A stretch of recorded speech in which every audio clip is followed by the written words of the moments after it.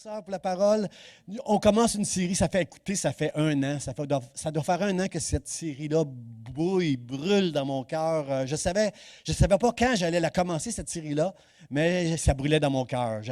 En réalité, je trouve que toute la parole tourne autour de cette série-là. Depuis que j'ai décidé que j'allais commencer à étudier pour cette série-là, je m'aperçois que tout fait du sens. Tout ce qui est écrit dans la parole de Dieu fait du sens avec cette parole-là. Depuis que Jésus, après sa résurrection, est monté vers le Père et a envoyé son esprit, depuis ce temps-là que nous sommes en mode combat. Dans ce monde, jusqu'au retour du Seigneur Jésus-Christ, jusqu'à la fin de l'Église, nous allons nous battre pour précieusement. On est comme l'apôtre Paul, hein, frères et sœurs. J'ai combattu le bon combat, j'ai terminé la course, j'ai gardé la foi. On est comme ça. Depuis le jour où on est devenus des chrétiens, peut-être que vous ne le savez pas, mais depuis le jour où vous êtes devenu un chrétien, vous êtes devenu un ennemi de ce monde, de l'esprit de ce monde. Parce que la Bible est claire, nous n'avons pas à lutter contre des personnes, contre la chair et le sang. On a à lutter contre l'esprit qui est dans ce monde, qui influence ce monde. Et merci Seigneur, Jésus qui est avec nous a vaincu ce monde. Alors, pourquoi j'ai mis une horloge ici, c'est que quand j'ai connu le Seigneur, moi, dans les années 80, en 1986, moi, dans une église comme ici, là, merci mon Dieu, j'ai compris que j'étais perdu. Je devais arrêter d'être indépendant de Dieu. Je devais maintenant devenir dépendant de Dieu. J'ai remercié Dieu de me révéler que j'étais un pécheur. J'étais fini. Et maintenant, ce jour-là, j'ai reçu Dieu dans mon cœur. Il est venu m'assurer au travers de sa parole, convaincu par le Saint-Esprit, au travers de la parole de Dieu, j'ai compris que j'étais maintenant un enfant de Dieu. Et depuis ce jour-là, et dans ces années-là, on disait dans nos églises qu'il était minuit moins 5. En voulant dire que Jésus, bientôt, ça va être la fin. Bientôt, la fin arrive, là, il était minuit moins 5. Si dans les années 86, il était minuit moins 5, là, il est comme minuit moins 1. Il reste quelques tic-tac, là, puis c'est fini. Alors, c'est pour ça que j'ai mis une horloge. Le titre est prometteur. Il dit « Vous aurez ». Il ne dit pas « certains ». Vous et moi, c'est sûr. Quelqu'un dit « c'est sûr ». Vous aurez des tribulations. Mais combien, comme moi, aiment dans la Bible lorsque c'est écrit « mais ». Mais, des mauvaises nouvelles, des promesses qu'on aimerait mieux pas entendre. Ça, c'est une promesse que Jésus nous fait. Vous allez avoir des tribulations. Mais, j'aime les « mais » de la Bible. Il arrive quelque chose, mais Dieu arrive, puis il intervient, puis wow, Seigneur.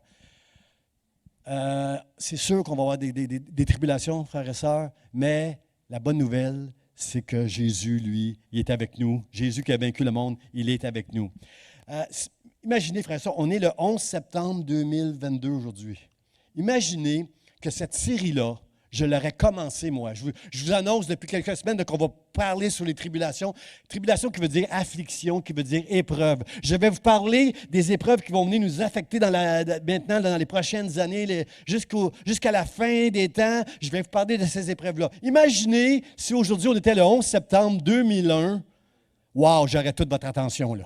Pasteur, il nous parle des tribulations de la fin. Puis là, le monde s'est arrêté il y a 20 ans lorsque moi j'étais au bureau, là, fonctionnaire, puis il y avait une télévision, puis tout le bureau était devant la télé pour regarder ça. Puis on était comme incrédules. Qu'est-ce qui se passe? Mais c'est la fin du monde. Mais qu'est-ce qui se passe? On s'attendait au pire. Là. Tout le monde, partout, c'était en mode urgence. Là. Il y avait les tours à Montréal, même on surveillait s'il n'y avait pas des avions qui allaient venir contre ces tours-là. Il y avait tout un choc cette journée-là. Frères et sœurs, imaginez si j'avais commencé cette série-là en 2001. J'aurais toute votre attention du début jusqu'à la fin. Il n'y a personne qui s'endormirait ici. Là. Il n'y a personne. Si quelqu'un s'endort à côté de vous, frères et sœurs, vous avez le droit de écoute, Pasteur Jean, là. Parce que, frères et sœurs, frères et sœurs, le problème, c'est qu'on s'est habitué depuis 2001 à toutes sortes de choses terribles qui prennent place dans le monde entier. C'est le fun, Internet. Le problème, c'est qu'on sait tout ce qui se passe dans la seconde partout dans le monde entier et on s'aperçoit que partout dans le monde entier, ça va mal. Ça va mal, n'est-ce pas? Mais, il y a de l'espoir pour nous, frères et sœurs. On peut continuer à travailler, nous autres. On peut continuer à espérer. On doit persévérer parce que Jésus a vaincu le monde et Jésus est avec nous. Alors ça, c'est une bonne nouvelle, frères et sœurs, parce que dans le monde, ça va mal présentement, frères et sœurs. Si je pense, par exemple, je pense à nos amis ukrainiens, là, ceux qui sont en Ukraine, qui sont, là, ça va mieux, là, ça a l'air qu'ils arrivent à... Ils ont fait quelques gains, là, mais quand même, on parle de guerre et de bruit de guerre. Une guerre comme ça, là, comme il se passe en Ukraine, là, ça pourrait dégénérer en guerre mondiale si les pays commencent à... Si, par exemple, des pays comme la Chine décident de s'allier avec la Russie, puis d'autres pays contre... comprenez là, comment ça pourrait dégénérer. Là. On est pris avec des guerres en ce moment, et on est pris avec... je pense, j'ai beaucoup d'affection puis de tristesse en Afghanistan, là, depuis que les talibans ont pris le pouvoir. Tous ceux qui étaient chrétiens, tous ceux qui avaient collaboré un peu avec les Américains à l'époque pour amener la liberté et la paix, là, ben, eux autres sont tous en danger.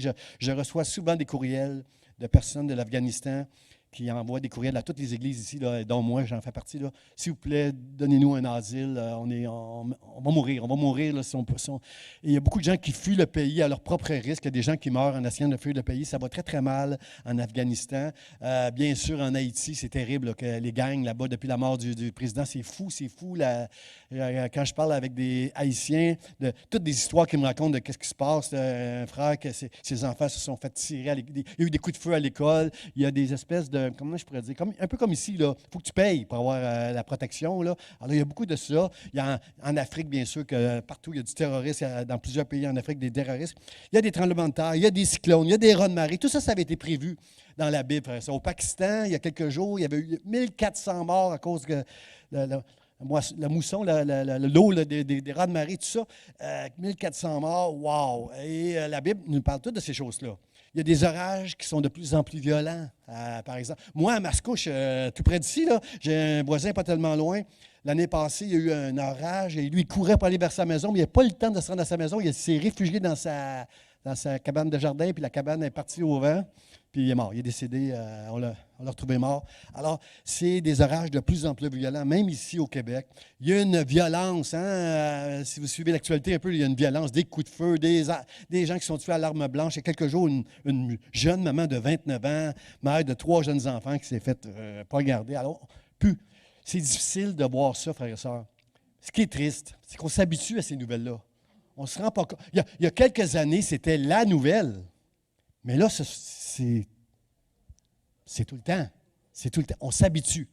Frères et sœurs, ne vous habituez pas. Ne vous habituez pas à ces nouvelles-là. Comprenez qu'il se passe quelque chose sur le plan mondial en ce moment. Ce n'est pas seulement ici au Québec, ce n'est pas en Haïti seulement, ce n'est pas en Afghanistan ou au Pakistan. C'est partout dans le monde. Il y a quelque chose qui prend place, frères et sœurs, parce que nous avons un ennemi spirituel et cet ennemi spirituel sait qu'il lui reste peu de temps parce que l'horloge est proche.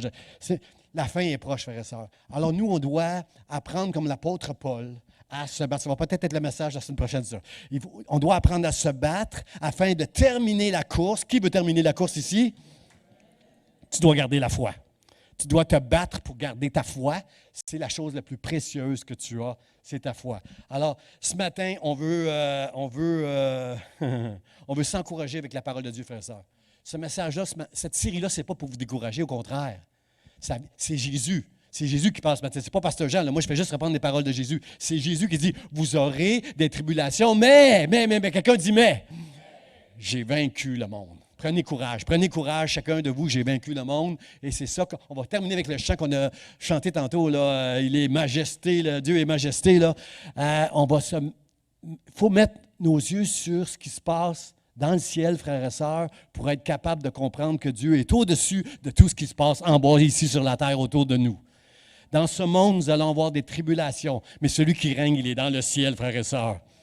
Et pourquoi, quelqu'un dirait, mais pasteur Jean, si Dieu c'est un Dieu d'amour, pourquoi il permet toutes ces choses-là? Frères et sœurs, c'est juste les conséquences du péché de l'homme, qu'est-ce qu'on est en train de vivre. À un moment donné, Dieu, il doit permettre des choses que je ne peux pas tout le temps vous expliquer pourquoi Dieu le permet, mais Dieu le permet parce qu'on s'en va vers la fin, frères et sœurs. Mais la Bible nous dit, Jésus a dit, quand vous verrez ces choses arriver, redressez la tête, votre délivrance est proche dans le nom de Jésus. Seigneur, aide-nous, frères et sœurs. Aide-nous, Seigneur, moi, mes frères, mes sœurs, à mettre notre confiance entière en toi. Alors, le texte que nous regardons ce matin, c'est dans Jean, chapitre 16, verset 33. Jésus nous avertit en disant, je vous ai dit ces choses, toutes ces choses que je viens de vous dire là, c'est afin que vous ayez la paix en moi. Vous aurez des tribulations dans le monde. Mais prenez courage, j'ai vaincu le monde. Le contexte de ce texte-là, c'est que on est à Pâques. Jésus, juste dernier repas avec ses disciples. Jésus sait que son heure est venue. Jésus sait qu'il s'en va à la croix. Jésus sait qu'il va mourir sur cette croix. Jésus sait qu'il va être méprisé, rejeté par tous. Jésus sait que la foi de ses disciples n'est pas encore assez forte. Ils vont le renier, ils vont le trahir, ils vont se disperser lorsque Jésus va être arrêté. Mais frères et sœurs, Jésus les avertit pour les préparer, pour pas qu'ils soient surpris. Moi, tout ce que je vais vous dire, tout ce que Dieu va me mettre à cœur au travers de ce que je vais étudier, au travers de ce qu'il va me révéler, tout ce que je vais partager avec vous, tout ce que je vais comprendre dans la Bible et ce que je vois dans l'actualité, tout ce que je vais vous partager, c'est pour vous préparer afin que vous ne soyez pas surpris. Et le but, frère et sœur, on le voit dans ce texte-là, le but de toutes les choses que Jésus leur a dit pour les préparer, pour pas qu'ils soient surpris, étonnés de qu'est-ce qui va prendre place, le but de ça, c'est que nous ayons la paix en lui. Quelqu'un dit merci, merci. Merci, mon Dieu, pour ta paix. On va voir ensemble que la paix, c'est en lui. Pas la paix comme le monde cherche. Ça ne marche pas, la paix du monde. Ce que le monde appelle la paix, ce que ça prend au monde pour avoir la paix, c'est, frères et sœurs, c'est du vent. C'est du vent, c'est de la vanité. Tu peux tout perdre, ce que tu penses qui peut t'apporter la paix. Mais la paix qui vient de Dieu, tu ne pourras jamais la perdre. Rien qui ne pourra te la voler. Parce qu'elle est en Dieu, le Dieu éternel qu'on a chanté, qu'on a loué ce matin. Alors ce matin, si tu mets ta paix en Dieu, tu fais la bonne chose. Alors le but de ça, c'est d'avoir la paix. Puis la promesse que Jésus nous fait, c'est vous allez l'avoir. Vous allez en avoir des tribulations dans ce monde. Mais prenez courage, parce que ce monde, je l'ai vaincu. Il l'a vaincu dans sa génération et il le vaincrait de la même façon dans notre génération, parce que celui qui est assis à la droite du Père, tout genou fléchira, toute langue confessera qu'il est... Il est le Seigneur. C'est lui le Seigneur. C'est lui le Seigneur. Il permet que des choses arrivent. Des choses mal doivent arriver, c'est sûr. L'ennemi est appelé le prince de ce monde. Il fait du mal. Il fait du mal. On le voit, le mal là, qui est partout, de plus en plus grand. Mais Jésus a vaincu le monde. Jésus est avec moi. Et si tu veux marcher avec Jésus ce matin, il te couvrira de sa grâce comme un bouclier. Merci Dieu pour ta grâce. Merci Dieu de permettre que j'aie mes yeux sur toi. Alors, Seigneur, merci. Merci. Alors, ce matin, je vais commencer, frères et sœurs, avec de vous parler sur la véritable paix. Je vous ai dit ces choses afin que vous ayez la paix en moi. Jésus veut qu'on ait la paix. Jésus ne veut pas ce matin que Pasteur Jean vous décourage ou vous mette des... Peut-être que vous ne lisez pas l'actualité, vous. Moi, ça m'est déjà arrivé d'arrêter de lire l'actualité. Le journal, lorsque j'étais jeune, le matin, lorsque je prenais mon café avant d'aller travailler, j'arrivais au travail, je prenais mon café et je lisais le Journal de Montréal. À un moment donné, j'ai arrêté de lire le journal. On n'avait pas l'actualité sur notre téléphone à ce moment-là. Là, et j'ai arrêté de lire le journal parce que ça m'atteignait. J'étais un chrétien, mais ça me dépressionnait, je ne sais pas si ça se dit, là. Ça me mettait comme... mon âme était abattue lorsque je regardais l'actualité. Mes frères et sœurs, aujourd'hui, je suis capable de lire l'actualité. Je suis capable de regarder les nouvelles les pires parce que je sais que Dieu est avec moi. Je sais que ces choses-là me rendent triste. J'étais triste pour la maman de 29 ans là, qui était tuée là, avec 3 jeunes enfants là, gratuitement. On ne sait pas encore tous les détails, mais j'étais triste. Je suis triste quand des personnes, des victimes collatérales de toutes sortes, comprenez, là, ça m'attriste. Mais je comprends, frères et sœurs, qu'on vit dans les conséquences d'un monde de fous qui a décidé de vivre indépendant de Dieu. Vous connaissez le mot anthropocentrisme? Le mot anthropocentrisme, ça veut dire, si Dieu n'est pas mon Seigneur, c'est moi le Seigneur.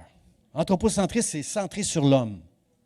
L'homme est devenu idolâtre. Si tu n'adores pas Dieu, tu vas adorer des idoles. Ou tu vas t'adorer toi, ou tu vas adorer quelque chose. Tu vas croire dans quelque chose. Ou tu crois en Dieu et en sa parole qui est la vérité, ou tu crois en n'importe quoi qui fait du sens pour toi, qui a de la sagesse pour toi, qui te touche. Et ça, c'est de l'anthropocentrisme. Mais si tu t'appuies sur ta sagesse à toi, sur ton intelligence à toi, et pas celle de Dieu, bien, je veux te dire, il va y avoir des conséquences. Si tu n'as pas encore compris que Dieu, tu dois être dépendant de Dieu et arrêter de chercher une indépendance, de penser que tu pourrais être heureux dans ce monde sans Dieu, tu es dans l'erreur si tu fais ça. Dites Amen. Dites Amen. Soyez avec Pasteur Jean. Là, au cas qu'il y aurait quelqu'un ici qui pense qu'il peut être heureux sans Dieu. La parole de Dieu, ce n'est pas pour nous briser la vie, ce n'est pas pour nous rendre malheureux. Les religieux sont bons pour nous rendre malheureux avec la parole de Dieu. Fais pas ci, fais pas ça. La Bible dit que je suis venu afin que vous connaissiez la vérité et la vérité vous rendra libre, elle vous affranchira. Alors, la religion, c'est la pire chose, frères et sœurs. La pire chose, frères et sœurs. Le diable est dans la religion. Parce que dans la religion, tu fais plein de choses pour Dieu, pour calmer ta conscience, puis tu penses que tu es correct avec Dieu, mais tu ne connais pas Dieu et tu vis une vie complètement pour toi, dans le fond, le reste de la semaine. Mais une vie chrétienne, une vraie vie où tu as la véritable paix, c'est la vie où tu es en Jésus et Jésus est en toi toute la semaine. Même si tu fais des erreurs, même si tu fais des péchés, Jésus, c'est ton Seigneur.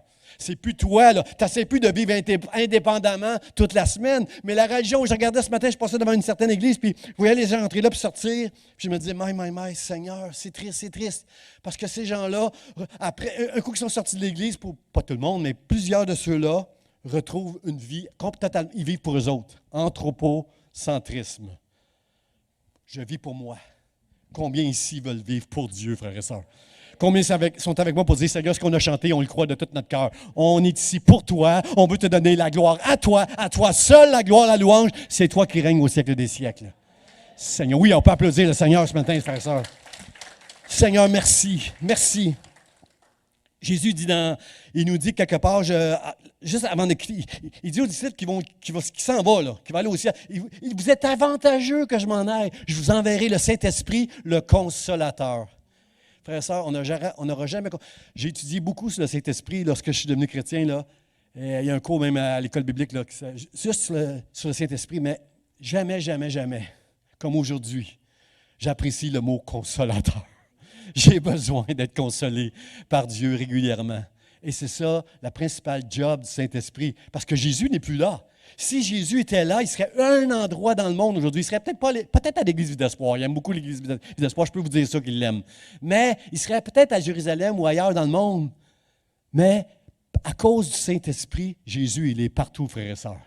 Combien vous avez senti pendant le temps de louange, alors qu'on louait le Seigneur tous ensemble, la présence de Dieu ce matin?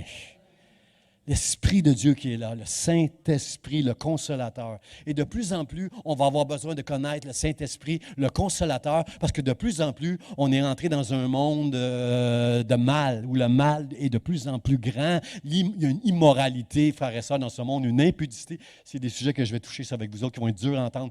Il y a de plus en plus de mal qui prend place dans le monde, frères et sœurs, mais je me appuie sur cette phrase de Jésus. J'ai vaincu le monde et Jésus est dans le ciel et c'est lui qui règne en ce moment. Alors, il faut apprendre à mettre nos yeux, d'élever nos yeux plus haut que ce qui se passe plus bas autour de nous. Amen? Ça fait du sens pour vous, ça, frères et sœurs? Je vous laisse la paix et je vous donne ma paix, mais pas comme le monde la donne. Ça, si vous prenez des notes, là, c'est dans Jean chapitre 14, verset 27. Je vous donne la paix, je vous donne la paix, mais pas comme le monde la donne. Que votre cœur ne se trouble pas. C'est ça que le Seigneur nous dit. Frères et sœurs, la vraie paix, là, la vraie paix, là, la véritable paix, là, c'est pas d'avoir une petite vie tranquille. Ça n'existe plus pour personne aujourd'hui, de toute façon, avoir une petite vie tranquille. C'est pas d'avoir un conjoint, c'est pas d'avoir la santé, c'est pas d'avoir de l'argent, c'est pas d'avoir des amis puissants. Parce que toutes ces choses-là peuvent disparaître, frères et sœurs. Frères et sœurs, avoir la paix, ce n'est pas d'être capable de s'enfuir de Haïti ou de l'Afghanistan ou du Pakistan. Frères et sœurs, notre pire ennemi, là, c'est pas Poutine si tu es un Ukrainien. C'est pas Poutine ton pire ennemi. Ton pire ennemi, là, si tu es en Haïti, ce n'est pas les gangs là, qui peuvent faire du mal. Là. Puis, frère et sœur, je n'essaie pas de diminuer. Moi, je ne voudrais pas être en Haïti en ce moment, puis je ne voudrais pas être en Afghanistan en ce moment. Je n'essaie pas de diminuer la menace qui peut venir sur nos vies et sur nos familles. Je suis de tout cœur, compassion avec les gens qui m'écrivent, qui vivent la terreur. Je suis avec eux. Mes frères et sœurs, le pire ennemi que tu peux avoir, c'est Dieu. Je savais, c'était dur. C'est dur de dire amen à une affaire comme ça, là. Mais c'est Dieu ton pire ennemi parce que si ton péché te rend ennemi de Dieu, tu es fini pour l'éternité. Pas juste ici sur la terre, là. Éternellement, tu es fini. Combien veulent mettre leur vie en règle avec Dieu et avoir cette assurance que je m'en vais dans le ciel pour l'éternité? Ça, c'est la vraie paix, frères et sœurs. Il peut se passer toutes sortes de choses autour de moi. Je peux mourir, mais vous pouvez mourir. J'ai fait le service de Denise il y a quelque temps. Là. Denise Landry, je connais sa foi, je sais qu'elle est dans les bras du Seigneur pour l'éternité maintenant. Frères et sœurs, nous pouvons mourir en paix parce que nous avons fait la paix avec Dieu au travers de Jésus-Christ à la croix. Moi, je n'ai pas beaucoup changé là, depuis que j'ai accepté Jésus. Là. Je suis toujours la même personne avec la même nature pécheresse. Des fois, je fais des choses bien. Des fois, je fais des choses mal. Mais l'assurance que j'ai, c'est que Jésus, le juste, est mort sur la croix et maintenant, il vit en moi. J'ai la paix avec Dieu. J'ai la véritable paix. Si tu as la paix avec Dieu, dis merci, mon Dieu, merci. Tu m'as donné la paix. Tu m'as réconcilié. Tu as brisé le mur qui nous séparait, moi puis Dieu. Le mur de l'iniquité est fini, il est à terre. Merci, merci mon Dieu, je suis ton enfant. Je suis l'enfant de Dieu. Wow, wow, je suis enfant de Dieu. C'est merveilleux, c'est glorieux, frères et sœurs. Ça, c'est la vraie paix, frères et sœurs. De ne plus être ennemi de la justice de Dieu. À partir de ce moment-là, frères et sœurs, il peut se passer, quand tu as compris ça, là, hein? Puis c'est pas facile à comprendre, ça prend des années, puis je ne l'ai pas encore tout bien compris, là. Mais quand tu as compris ça, frères et sœurs, tu comprends qu'il n'y a absolument rien, dites rien, qui pourra nous séparer de l'amour de Dieu. Rien. L'apôtre Paul le dit tellement bien, regardez le passage qu'on va lire, il le dit tellement bien, lui, dans Romains chapitre 8, 38, il dit, j'ai l'assurance, frères et sœurs, j'ai cette assurance. Qui a cette assurance ici, là, comme l'apôtre Paul? Paul, il dit, j'ai l'assurance que ni la mort, ni la vie, les choses de la vie, ni les anges, ni les dominations, ni les choses présentes qui se passent dans l'actualité, ni les choses à venir, les tribulations qui s'en viennent, ni les puissances, ni la hauteur, ni la profondeur, ni aucune autre créature ne pourra nous séparer de l'amour de Dieu manifesté en Jésus-Christ, notre Seigneur. Amen, amen. Rien ne pourra nous séparer. Rien, ni moi, ni vous, ne pourra nous séparer si on comprend que Dieu, maintenant, qui est ma véritable paix, est le Seigneur de toutes choses. Que tout ce qu'il permettra dans nos vies, il va être là avec nous pour nous aider à passer au travers de toutes ces choses-là, frères et sœurs. Frères et sœurs, je ne veux pas être comme un religieux, moi. Je connais tellement de chrétiens qui sont religieux, qui essayent de montrer qu'eux autres, ils n'ont pas peur. Moi, je n'ai pas peur, pasteur. J'ai la foi. Ben moi, j'ai la foi, mais j'ai tout le temps peur. Avoir la foi, ça ne veut pas dire que tu n'auras pas la peur. Pourquoi Jésus nous dit, prenez courage, j'ai vaincu le monde? Parce qu'il sait qu'on a peur. Il sait que tu as peur, il sait que j'ai peur. Mais je crois dans sa parole, frères et sœurs. Je crois, comme l'apôtre Paul, que rien, ni la mort, ni la vie, ni les choses présentes, ni les tribulations à venir, il n'y a rien qui va me séparer de l'amour de Dieu. J'ai fait la paix avec Dieu au travers de Jésus-Christ. Je ne suis pas fin, je ne suis pas bon, je suis indigne de son amour, mais Dieu m'a aimé au prix de son Fils à la croix. Alors merci, merci, merci, merci Dieu. Merci Seigneur pour cet amour-là. Je ne veux pas être religieux, frères et sœurs. Je ne veux pas être religieux. Je ne veux pas vous faire croire que je n'ai pas peur, moi. Bien sûr que des fois, c'est bon de l'entendre. Vous avez besoin d'entendre ça, des fois, du pasteur. J'ai peur de rien. C'est bon d'entendre. Mais moi, il m'arrive d'avoir peur des fois.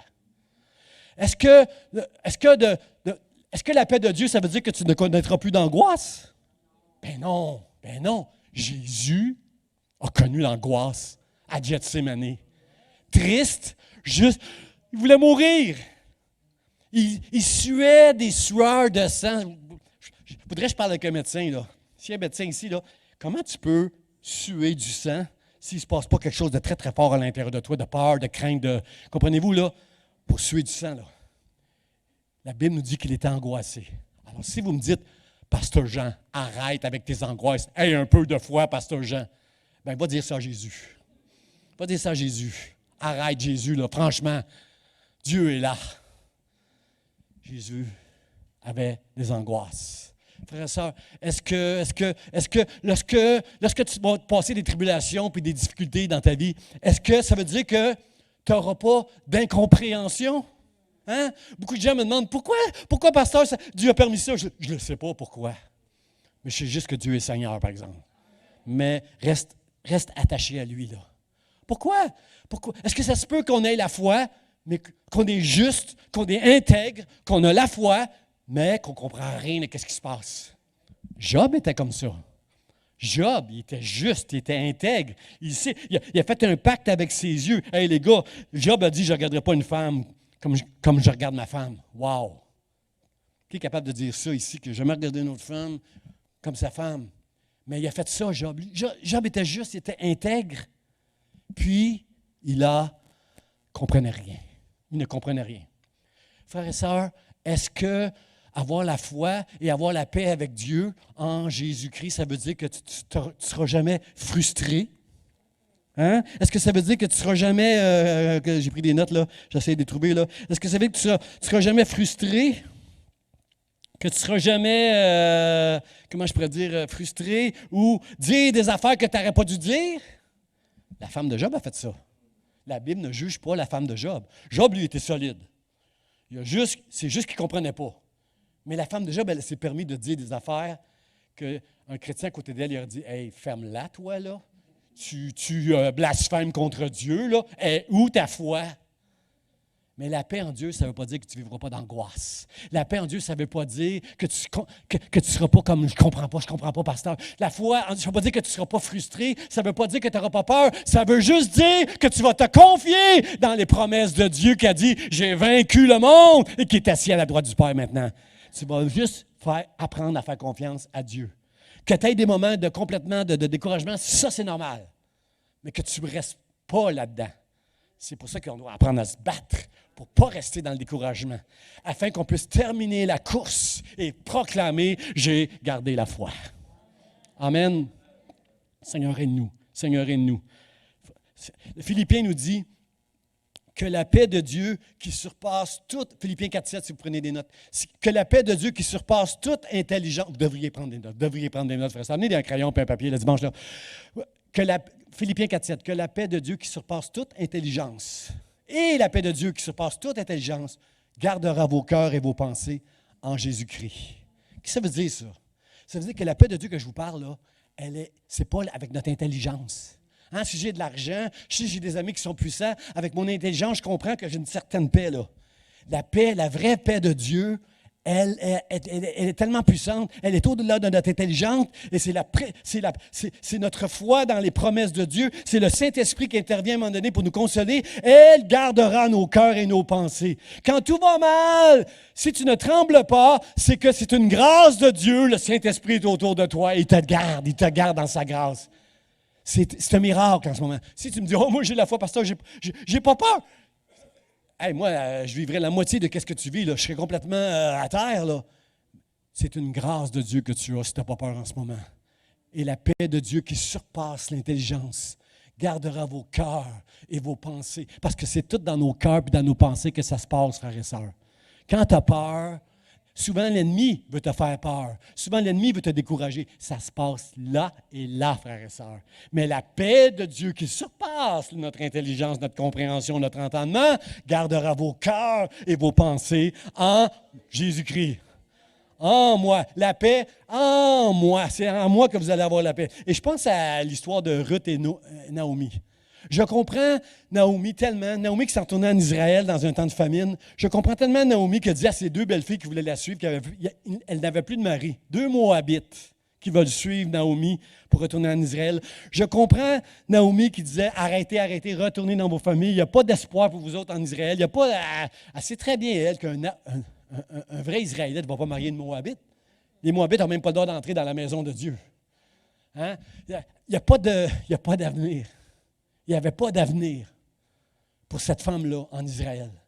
Mais cette femme-là a vu quelque chose dans le cœur de Naomi qui lui a donné une foi dans le Dieu de Naomi qui est devenu son Dieu à elle aussi. Elle croyait dans les promesses de Dieu. Et pour elle, suivre Naomi jusqu'en Israël, où le Dieu d'Israël règne, « Oh, moi je vais aller là. Ton Dieu sera mon Dieu. Je mangerai ce que tu mangeras. » Je vais dormir où tu vas dormir. Moi, je veux ton Dieu. Moi, je veux ton Dieu. Puis je vais te suivre. Puis arrête de me dire d'arrêter de te suivre parce que je vais te suivre. Et qu'est-ce qui est arrivé, frères et sœurs? Ruth la Moabite a marié Boaz, le Tout-Puissant qui a amené la paix, l'argent, le confort. Comprenez-vous, là? Il y avait, pour Naomi, c'est clair qu'il n'y a pas d'avenir pour une Moabite en Israël. Combien sont contents que Dieu, le rêve, est devenu une réalité pour la petite Cendrillon, pour la petite Ruth la Moabite est devenue l'arrière-grand-mère de Jésus-Christ. Alors moi, je dis merci Seigneur, il y a toujours de l'espoir. Tu dois travailler, espérer et persévérer toute ta vie lorsque tu as la foi. Dans le nom de Jésus. Amen. Mon deuxième point, frères et sœurs, ce monde est éprouvé. Vous aurez des tribulations dans le monde. On est au cœur, depuis 2 ans et demi, 3 ans, au cœur d'une pandémie qui est mondiale, frères et sœurs.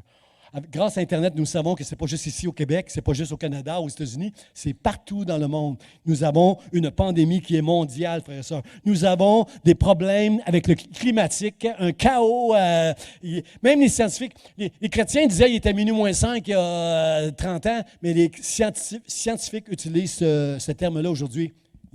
En voulant dire, si on ne fait pas quelque chose, la planète est finie. Elle est finie. Il y a un désordre climatique partout. C'est mondial, frères et sœurs. Il y a une récession qui est en train de prendre place qui est mondiale. Il y a une immoralité qui est mondiale, frères et sœurs. Il y a une violence qui est mondiale, frères et sœurs. Et ce qui s'en vient, selon la parole de Dieu, c'est qu'on va entendre parler beaucoup de tremblements de terre, de famine, la persécution bientôt qui a commencé. Et bien sûr, dans le portrait, il va y avoir beaucoup de problèmes en Israël. On va voir ça dans les prochaines semaines, les prochains mois.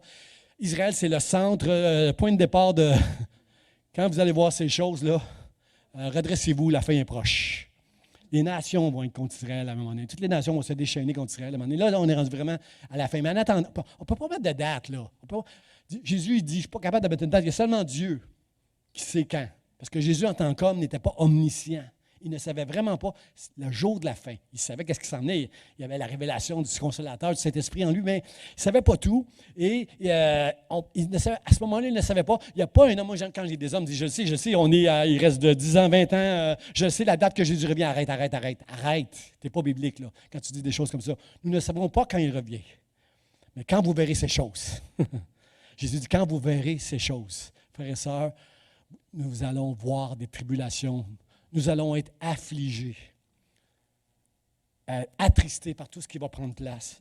Mais Dieu nous dit ces choses pour nous encourager, parce que Jésus a vaincu le monde, frères et sœurs. Jésus a vaincu le monde. Alors, Seigneur, aide-nous. Puis, toutes ces choses-là, frères et sœurs, toutes ces angoisses, ces afflictions que nous allons connaître, frères et sœurs, pour les enfants de Dieu, Dieu s'en va quelque part avec ça. Vous savez qu'est-ce qu'on fait quand on découvre de l'or?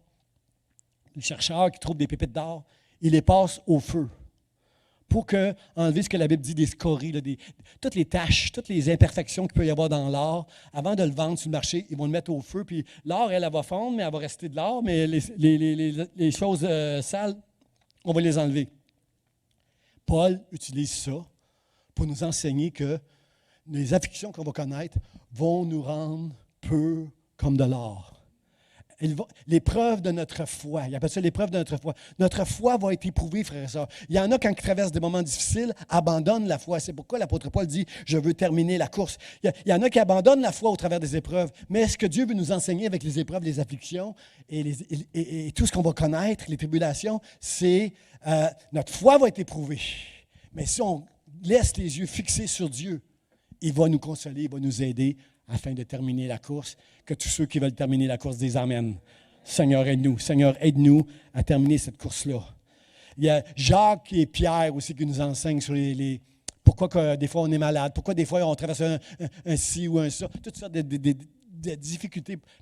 Pierre nous enseigne là-dessus, Jacques nous enseigne là-dessus, l'apôtre Paul nous enseigne là-dessus. Il y a des raisons pour nous, les enfants de Dieu. Regardez le texte qui suit ici, là. Nous savons... C'est l'apôtre Paul au Romains 8, il nous enseigne en disant, nous savons que jusqu'à ce jour, la création tout entière soupire et souffre les douleurs de l'enfantement. Et ce n'est pas elle seulement, mais nous. Est-ce qu'on comprend que dans ce passage-là, depuis qu'Adam et Ève ont péché, depuis que l'homme a essayé d'être indépendant et de vivre à part de Dieu et qui est rentré dans les conséquences, est-ce que vous comprenez que c'est toute la terre, toute la création qui soupire? Les désordres climatiques, là, c'est la faute de l'homme, frères et sœurs, ces affaires-là. C'est beau la technologie, c'est beau les voitures à essence, c'est beau les centrales nucléaires, c'est beau toutes les découvertes qu'on peut faire, mais il y a un prix à payer pour toutes ces découvertes-là. On n'est pas Dieu, nous autres. On n'a pas la sagesse pour être capable de dire, ah, il serait plus sage ça, de ne pas utiliser ça. On n'a pas cette sagesse-là. On n'est pas Dieu et on vit dans les conséquences maintenant. Toute la terre subit ça.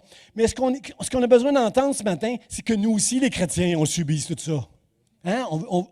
On veut plus marcher comme le monde là, maintenant. On veut être sage, nous. Là. On veut faire ce qui est bien là, maintenant. Là. On veut travailler pour le royaume de Dieu. Alors, nous aussi, on soupire et on souffre comme le reste de la création. Ceux qui ne connaissent pas Dieu souffrent et nous, les enfants de Dieu aussi, nous souffrons. Mais, quelqu'un dit mais. Jésus a dit, j'ai vaincu le monde. Et quand vous verrez ces choses arriver, redressez-vous, relevez la tête, votre délivrance est proche. Seigneur, merci. Merci Seigneur, lorsque vous allez voir que ces choses prennent place et que vous allez le réaliser, vous ne vous découragerez pas. Jésus a dit, je vous ai dit ces choses afin que votre cœur ne se trouble pas. Je ne veux pas que vous soyez surpris. Je ne veux pas que vous soyez troublés. Je veux que vous puissiez trouver un encouragement dans les promesses de la parole de Dieu. Parce que ce que Dieu dit, il va aussi l'accomplir. Il dit une chose et la chose arrive. Ça, c'est mon Dieu. Ça, c'est mon Dieu.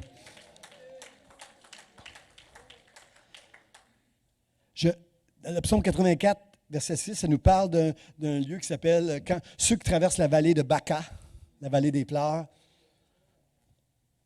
avec Dieu, avec son aide, avec sa grâce. Il la transforme en un lieu plein de sources. Combien sont d'accord avec moi que lorsque tu es dans l'épreuve, dans l'affliction, que les ténèbres t'entourent, en mettant ta confiance en Dieu, il est capable de transformer un désert avec des sources d'eau autour de toi. Sa lumière va venir. Tu es ma lumière et mon salut. Sa lumière va venir même dans les moments les plus ténébreux pour te rappeler que tu es son enfant et qu'il est là. Et il va transformer des lieux déserts dans ta vie dans des sources. Ça, c'est mon Dieu. Ça, c'est mon Dieu, frères et sœurs. Ceux qui se confient en toi se réjouiront, car tu bénis le juste, ô Éternel. Tu l'entoures de ta grâce comme un bouclier. Combien apprécie la grâce de Dieu, frères et sœurs? La grâce, ce sont toutes ces choses que nous ne méritons pas parce qu'on est bon, mais parce que Dieu nous aime.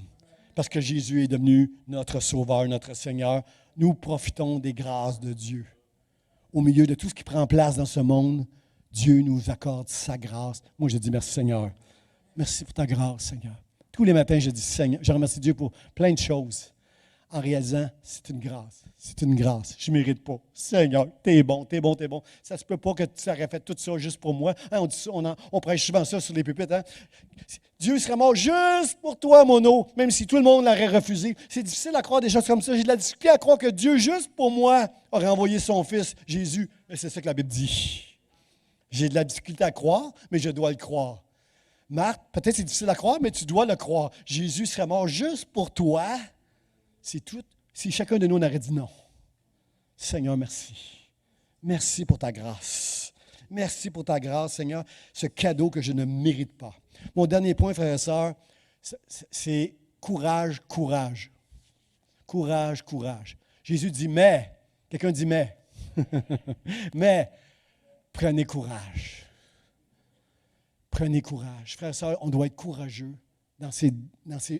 Alors que l'actualité nous décourage, alors que nos enfants, des fois, peuvent nous décourager, nos conjoints, ce qui se passe autour de nous, dans nos maisons, il peut se passer toutes sortes de choses qui vont décourageantes.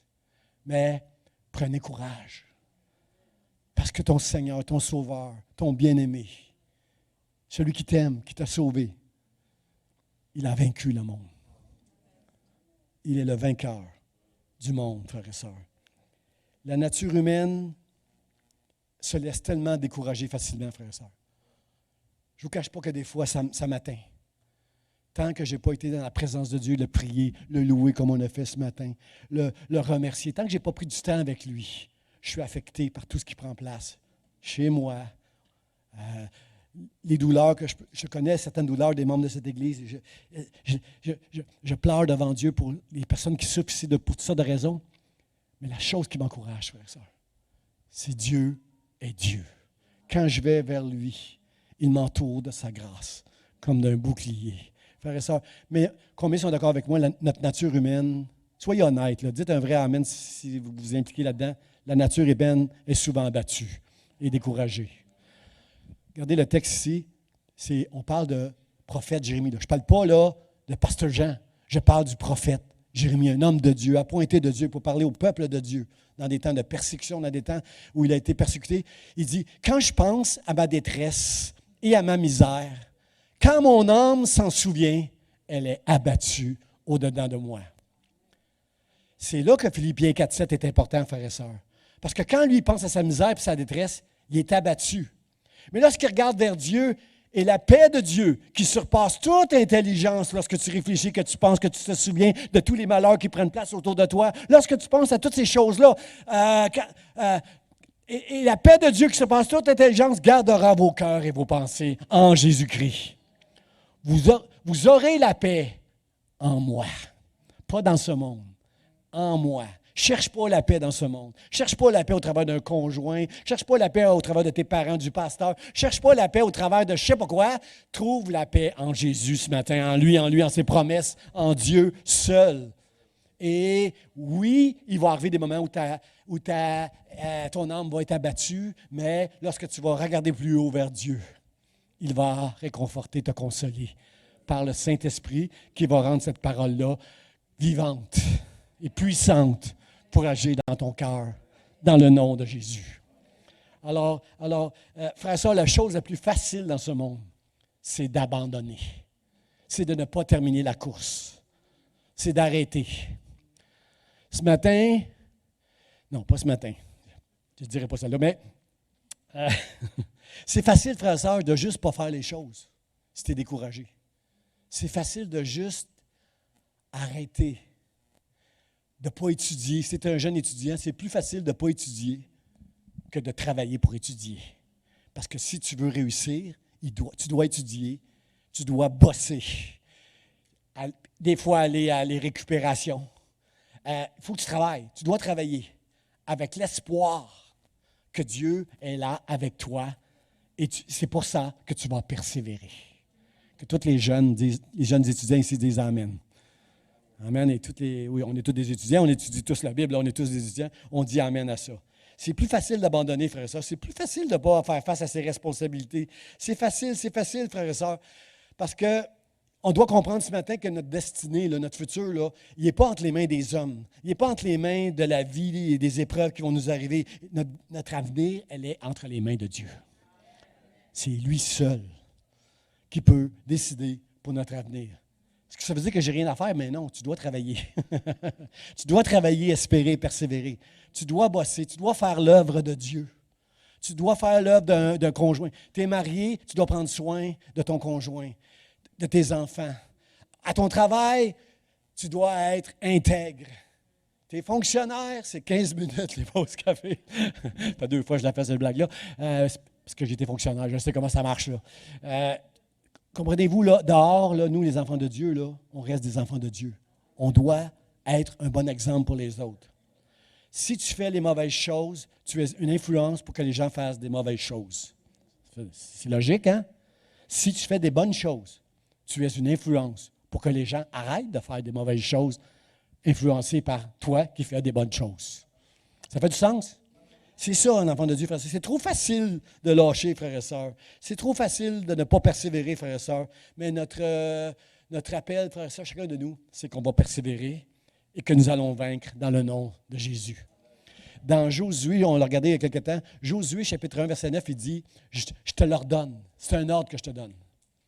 Pourquoi Dieu nous donne un ordre? C'est parce qu'il connaît notre nature humaine. Il sait comment c'est facile de tout lâcher. Dites avec moi, je ne lâcherai jamais. Dites-le encore, je ne lâcherai jamais. Je ne lâcherai jamais. C'est trop facile de lâcher. C'est trop easy. C'est facile de faire ça. Mais je ne lâcherai pas. Josué dit, je ne t'ai pas donné cet ordre. Prends courage. Et je vais te dire la raison pourquoi tu dois être courageux. Pourquoi Jésus nous dit, prenez courage. Pourquoi Jésus nous dit ça? Pourquoi Dieu le dit à Moïse? Pourquoi Dieu le dit à Josué? Pourquoi David le dit aussi à son fils Salomon? Pourquoi il nous dit, prenez courage? La bonne nouvelle, c'est parce que je serai avec toi. Comme j'étais avec Moïse, je serai avec toi. Comme Dieu a été avec Josué, il va être avec nous. Comme Dieu l'a été avec David, il va être aussi avec Salomon. Il sera avec toi, il est avec moi. Et c'est la raison pour laquelle ce matin, je te dis, prends courage. Pas facile de passer de peureux à courageux.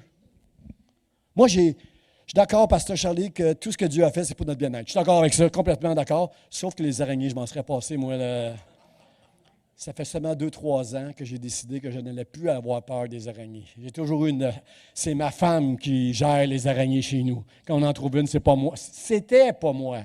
Là, c'est moi qui gère. Là, je suis l'homme. Comment j'ai fait pour arrêter d'avoir peur des araignées? Mettez-moi pas une araignée dans les mains. Là. Je ne la prendrai pas dans mes mains, l'araignée. Mais comment j'ai fait pour régler l'araignée? Le cas de l'araignée, c'est que j'aime pas les araignées. Pour toutes sortes de raisons. Je déteste les araignées. Les araignées me font... Mais j'ai appris à gérer les araignées. Que c'est Dieu qui a créé ça, les araignées. Il y a une raison pourquoi il a créé ça. Les araignées mangent des petits... Je suppose qu'ils mangent des petites bébites. Il y a bien des bébites dans la maison que je n'ai pas, peut-être à cause des araignées là, qui les ont mangées. Je ne sais pas toutes les raisons des araignées, mais je trouve ça laid. Quand j'étais jeune, j'étais traumatisé pour un film avec des araignées. Là, et j'en ai déjà trouvé une grosse dans un... En tout cas, bon, pourquoi je ne vous raconte pas pourquoi j'aime pas les araignées. Mais, comprenez-vous, frère, s'il y a une araignée, là, maintenant, j'ai décidé que je n'aurais plus peur. S'il y a une araignée, je ne vais pas faire « Ouah! Chérie, enlève l'araignée! » Je ne vais plus faire ça. Je vais prendre mon courage. Je vais prendre un Kleenex. Et je vais saisir... Kleenex. 3-4 Scott Towel. 3-4 Scott Towel. épais. Je vais prendre l'araignée et je vais aller l'acheter dehors. Parce que moi, je ne suis pas capable, même ma femme, elle écrase avec ses doigts les araignées, les mouches. Je ne suis pas capable, moi, de faire ça avec mes doigts. Moi, la vie, pour moi, là, je vais acheter l'araignée dehors. Et là, je suis fier de moi. Parce que j'ai pris courage. C'est drôle, qu'est-ce que je vous dis, frères et sœurs. Mais c'est le même principe dans n'importe quoi dans la vie. Si Jésus nous dit, prenez courage, car je suis avec toi. Je serai avec toi. Jésus s'en va. Les disciples le savent, ils ne comprennent pas, eux autres ne comprennent pas. Jésus, il s'en va. Mais le Saint-Esprit va être là, lui. Avec toi, le consolateur. Puis, lorsque tu as besoin de courage, il va te rappeler un passage des Écritures. Puis au lieu de te laisser ton âme s'abattre parce que tu vois la détresse, puis tu vois tout ce qui prend place autour de toi, au lieu de te laisser abattre, le Saint-Esprit va venir te consoler, il va te montrer une promesse et tu vas te reposer en Jésus-Christ. Tu vas être capable de prendre un Scott Towel, de prendre la chose qui te fait peur et de t'en débarrasser dans le nom de Jésus, celui qui a vaincu le monde. Celui qui a vaincu le monde. Tu vas être capable de faire ça. Puis une chose est importante, frère, c'est bien de savoir que Dieu est là. C'est bien de savoir que Dieu est là. Mais il va donner un autre conseil à Josué que je vous donne moi aussi. Très important. Que ce livre de la loi ne s'éloigne pas de ta bouche. Celui qui confesse de sa bouche et qui croit dans son cœur, il sera sauvé. Que ce livre de la loi ne s'éloigne pas de... Ça, c'est très important, frères et sœurs. Vous croyez tous ce message que je viens de prêcher là, ce matin, là, que Jésus, il est là. Il a vaincu le monde. Il est assis à la droite du Père. On croit tous ça, là. Mais quand tu vas être comme Jérémie, le prophète, là, quand tu vas être dans la détresse et dans la misère, la seule façon que tu vas pouvoir retrouver tes forces et l'encouragement, c'est en prenant ce livre et en le confessant de ta bouche devant Dieu. Et le Saint-Esprit qui est tout-puissant te remplira de sa force. Dans le nom de Jésus. Dans le nom de Jésus. Seigneur, aide-moi. Je te l'ordonne. Ça prend du courage, frères et sœurs, dans notre génération. Ça prend du courage pour être différent. Combien savent qu'on est différent? Passe 5 minutes t'es un fonctionnaire, là, passe juste 5 minutes dans la salle de la pause café à écouter les niaiseries qui peuvent se dire pour comprendre que tu es différent du reste du monde.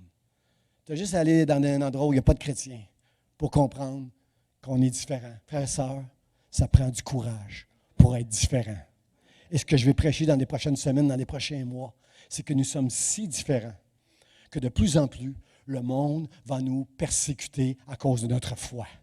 Mais combien veulent dire avec moi, je vais combattre, je vais terminer la course et je vais garder la foi. C'est la chose la plus précieuse que j'ai. Dans le nom de Jésus. Amen. Amen. Regardez le passage ici, le dernier passage que je vais partager avec vous, parce que ça, c'est l'œuvre du diable, frères et sœurs, de nous faire peur.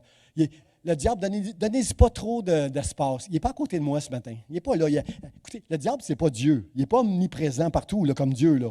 Il n'est pas ici à côté de moi, à moins qu'il trouve que je suis dangereux ce matin. Là. Il va être quelque part dans le monde, là, une place, là, c'est un esprit, mais il est capable d'être quelque part, mais il n'est pas ici à côté de moi ce matin. Là. Mais comment que le diable fait pour nous faire peur? Il a établi une stratégie, des ruses, des pièges autour de nous. Toi, tu fais des affaires des fois, puis tu viens de t'embarquer dans quelque chose qui va t'amener beaucoup de conséquences, beaucoup de craintes, beaucoup de soucis, beaucoup de peur. Et ça, c'est l'œuvre du diable. Il n'est pas là, mais on est tombé dans les pièges. Et c'est comme ça qu'on peut avoir la peur. C'était fou pour moi, il y a quelques années, d'avoir peur d'une petite araignée. Hein, pour moi, ils ont toutes l'air des tarentules. Là. Quand je vois une petite araignée, là, ça a l'air comme une monstrueuse. C'était fou de ma part d'avoir peur de ça. Frères et sœurs, c'est parce que j'ai laissé la peur entrer dans ma tête puis dans mon cœur pour avoir peur de ça. Il y en a ici, ils rient du pasteur Jean, des araignées. Hey, moi, je prends des tarentules dans mes mains, j'ai même pas peur. Il y en a qui rient de moi, mais vous, c'est d'autres choses. C'est là que ça se passe, frères et sœurs. C'est dans votre tête puis dans votre cœur que la peur entre. Puis vous devez la gérer, cette peur-là, frères et sœurs. Parce que regardez ce que dit Néhémie. Néhémie, c'était un fonctionnaire très, très important du temps du roi de Perse, très apprécié du temps de Perse. Puis à un moment donné, le roi de Perse savait qu'il avait à cœur Jérusalem et le peuple d'Israël et le temple en Israël, la reconstruction du temple. Il l'a laissé aller là-bas en Israël. Puis en Israël, il y a eu beaucoup d'opposition pour rebâtir le temple. Il y avait beaucoup d'ennemis, des hommes, des gens parmi... Des ennemis, là, la chair et le sang. Là, la Bible dit que nous n'avons pas à lutter contre la chair et le sang, mais contre les esprits qui sont derrière la chair et le sang qui veulent nous atteindre. L'ennemi a réussi à convaincre des hommes de venir arrêter la construction du temple en Jérusalem. Le diable, il sait très, très bien que on ne veut pas ça. On ne veut pas ça que le temple, des gens viennent à l'église Vie d'Espoir le dimanche à se rassembler puis commencer à louer Dieu puis entendre une prédication qui va les changer, qui va faire de eux des hommes qui vont marcher avec Dieu pour le royaume de Dieu. Le diable ne veut pas ça. Alors, ici, le texte nous dit, tous ces gens voulaient quoi? Ils voulaient nous effrayer. Toutes sortes de choses, que ce soit des araignées, ton conjoint, tes enfants, des collègues de travail, les finances, la maladie, peu importe ce qui peut te toucher pour t'effrayer, tous ces gens voulaient nous effrayer et ils se disaient, ils perdront courage. Si j'arrive à les effrayer, si je mets une petite araignée devant le pasteur Jean, il va perdre son courage. Et pourquoi qu'il veut qu'on perde courage? Afin que l'œuvre ne se fasse pas. Combien sont d'accord avec moi que l'œuvre de Dieu est plus grande que toutes nos craintes et nos frayeurs? Nous allons faire l'œuvre de Dieu. Nous allons travailler, espérer et persévérer dans le nom de Jésus. Nous allons faire connaître le nom de Dieu à l'Église Vie d'Espoir. Et lorsque la COVID va être finie, cette Église sera trop petite parce que les gens, on va faire la job et les gens vont être sauvés. Ils vont entendre l'Évangile. Puis ils vont trouver la consolation ici, au travers de la louange, la prédication, la communion fraternelle, la prière. Ils vont trouver la consolation pour donner la gloire à Dieu. Alors, maintenant, ô Dieu, fortifie-moi. Oh, que c'est bon ça. Néhémie, il ne se laisse pas impressionner par les araignées, par ces gens-là qui viennent les effrayer pour que l'œuvre ne se fasse pas. Qu'est-ce qu'il dit? Donne-moi du courage, Dieu. Viens me fortifier pour me donner du courage. Dans le nom de Jésus. J'invite les musiciens, on va terminer avec le dernier chant qu'on a fait tantôt. Regardez le mot de la fin, frères et sœurs, c'est quoi? Vous aurez des tribulations. Ça va aller mal dans vos maisons. Ça va aller mal dans la vie. Mais prenez courage. J'ai vaincu le monde. Qui dit ça, frères et sœurs? Qui dit ça? Jésus. Savez-vous que Jésus est mort à la croix, qu'il a été crucifié? Qu'il a été jugé injustement, qu'il a été crucifié. Est-ce que vous croyez qu'on a pris la vie de Jésus? Non. Jésus a donné sa vie. Lorsque dans le Gethsémani, avant d'être arrêté, Pierre voulait se battre avec une épée pour défendre Jésus, Jésus a dit, arrête Pierre, arrête Pierre. Tu ne penses pas que je pourrais appeler mon Père puis il enverrait des légions d'anges? Puis en réalité, juste un ange, ça serait assez pour que tous ces gens-là tombent. Jésus a donné sa vie. Jésus c'est impossible, la Bible nous dit, que la mort puisse le garder. Jésus est ressuscité. Quand Jésus était sur cette terre, frères et sœurs, durant son ministère, la Bible nous dit qu'il a guéri toutes les maladies, tous les malades qui venaient à lui, toutes les formes de maladies, il les a guéris. Jésus a ressuscité des morts. La Bible nous dit que les démons tremblaient devant lui. Frères et sœurs, celui qui est mort à la croix pour nous, pour faire de nous ses enfants, puis qu'on ait la paix avec Dieu le Père à cause de lui, celui-là, il est monté au ciel, il est assis à la droite du Père.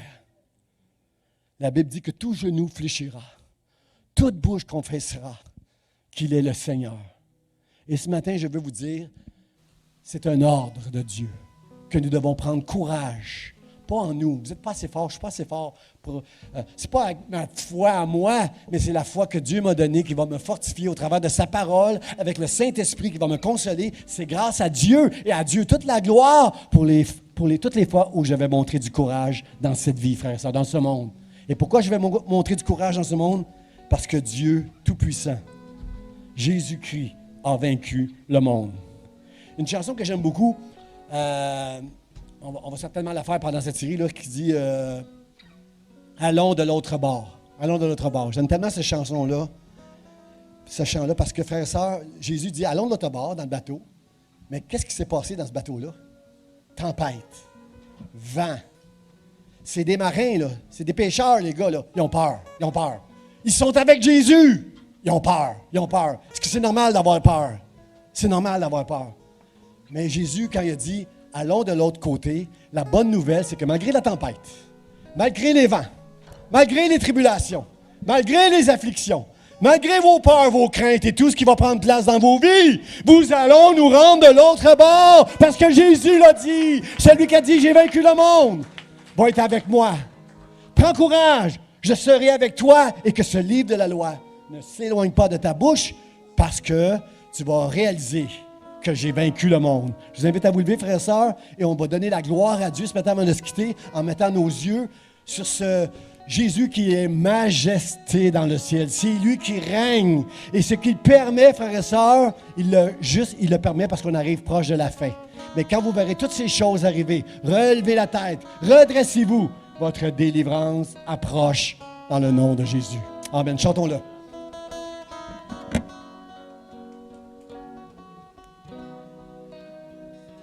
Quand je songe l'univers, les astres que tu as créés,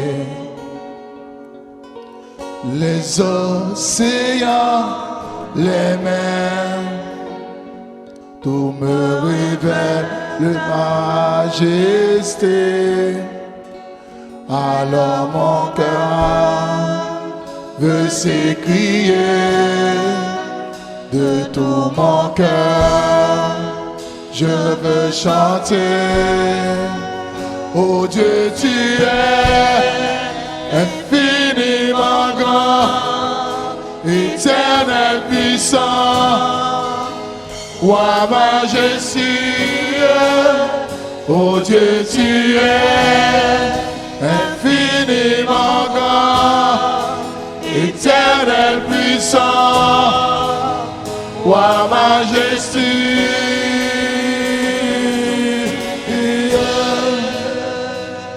Quand je songe, tu m'as fait,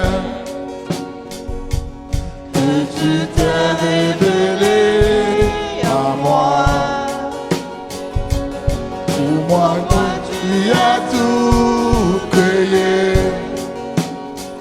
tout me révèle ta bonté. Alors mon âme veut s'écrier de tout mon cœur. Je veux chanter. Alors mon âme veut s'écrier de tout mon cœur. Je veux chanter.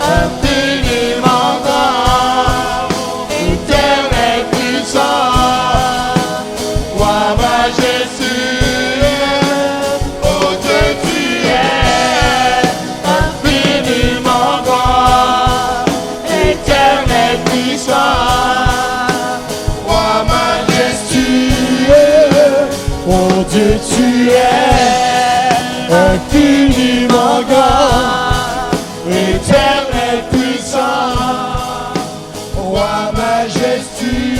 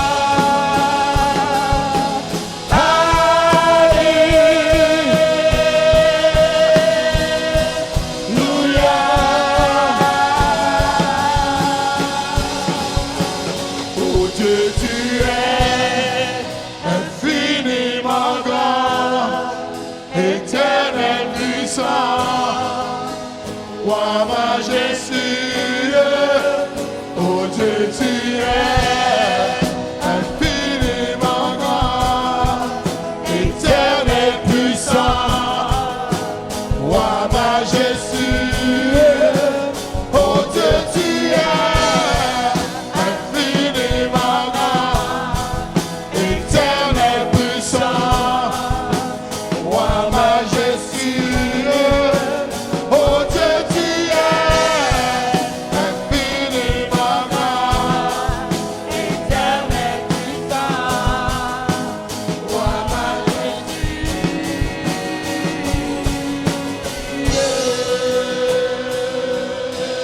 Alléluia. Que tous ceux qui croient que Jésus est majestueux, qu'il est le Seigneur, qu'il règne dans les cieux, disent un grand Amen et acclament le Seigneur. Gloire à toi, Seigneur. Gloire à toi, Seigneur. Seigneur, merci. Merci, Seigneur, de nous rappeler ce matin que nous allons connaître des tribulations, des afflictions, des épreuves terribles, Seigneur, parce que nous sommes rendus là, dans le temps. Seigneur, toute la création souffre, pas seulement nous les chrétiens, mais tout le monde souffre, Seigneur. Et tu veux nous utiliser pour apporter l'espoir à des gens qui ne te connaissent pas, Seigneur. Aide-nous à faire l'œuvre, Seigneur. Aide-nous à travailler. Aide-nous à espérer, Seigneur, et à être consolés par ta parole et à persévérer dans le nom de Jésus, Seigneur. Bénis mes frères et mes sœurs lorsqu'ils reviennent à la maison, Seigneur. Et toutes les fois, Seigneur, qu'on va être éprouvés, rappelle-nous de lever nos yeux vers le ciel, là où tu règnes, dans le nom de Jésus. Amen, amen. Soyez bénis. Saluez quelqu'un avant de quitter, frère et sœurs. Soyez bénis. Les ténèbres ont reculé devant l'œuvre de la croix, devant l'agneau immolé et le sang versé pour moi.